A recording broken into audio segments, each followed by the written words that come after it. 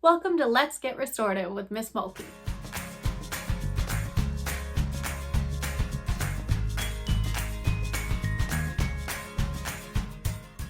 I am Miss Mulkey, and today we are going to be briefly introducing restorative practices. Now, you may have heard this term, or the term restorative justice, and had no idea what they meant. Restorative justice and restorative practices are not necessarily a new thing, but there's been a recent push to get restorative practices into schools. That is what I am going to be focusing on today. I went to school for criminal justice and ended up focusing on restorative justice once I learned what it was. After graduating, I found a position in an elementary school where my entire job is bringing restorative practices to teachers and students. Now, restorative justice, or RJ, and restorative practices, RP, are not exactly the same thing, but I'll make a separate video on that. Through these videos, I would like to share some of what I've learned through my experiences. So, what are restorative practices? Restorative practices, simply put, is a framework of thinking and acting that focuses on community and relationships. There are specific practices that are considered restorative that we routinely go to when working in schools, but being restorative is more than just running through a checklist.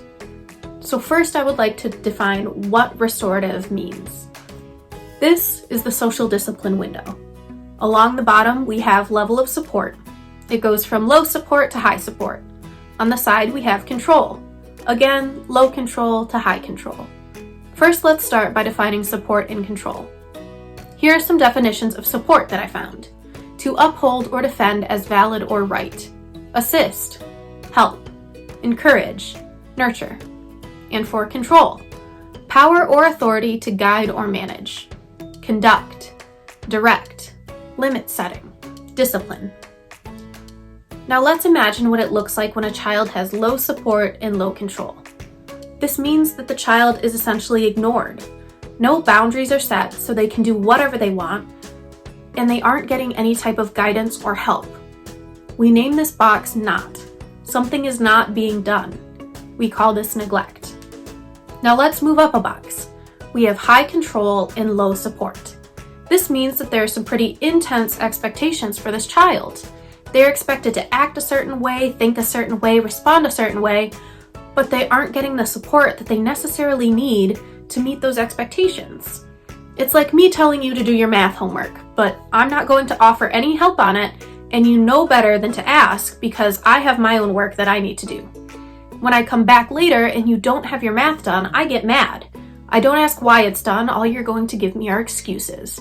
So you get in trouble because I am in control. We name this box 2. Something is done to another. We call this punitive. Let's go to the lower right box. We have high support and low control. This means that I will give you anything.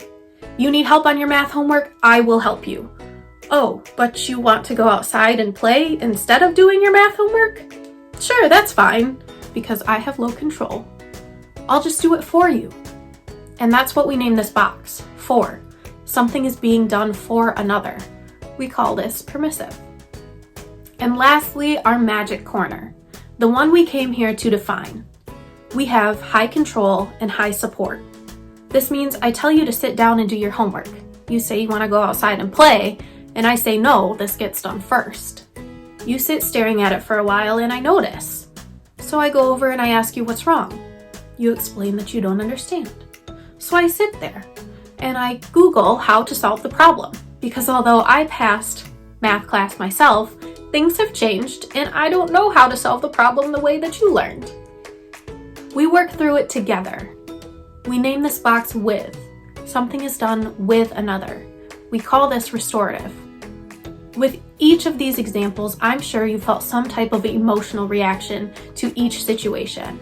You may have related to one more closely than another. I want you to think about which situation provided the best emotional experience. Which box would you want to be in? And this is why we are trying to bring restorative practices into schools. We want to work with students. This doesn't mean that we give up control. In fact, it is expected that we have high control, high expectations, high authority. but we are expected to provide an equal amount of support. Now on to specifics. There is a restorative practices continuum that lists the practices from informal to formal, and we use these 5 practices in schools. They are affective statements, affective questions, impromptu conferences, circles, and formal conferences. I will be making individual videos defining and addressing each one of these and how you can adopt these practices at home or in your classroom. Just keep in mind that with every one of these practices, it is our goal to work with students and to acknowledge that every experience is tied to an emotional memory. That emotional memory plays a huge role in the relationship we have with that student and how the lesson that is trying to be taught is perceived.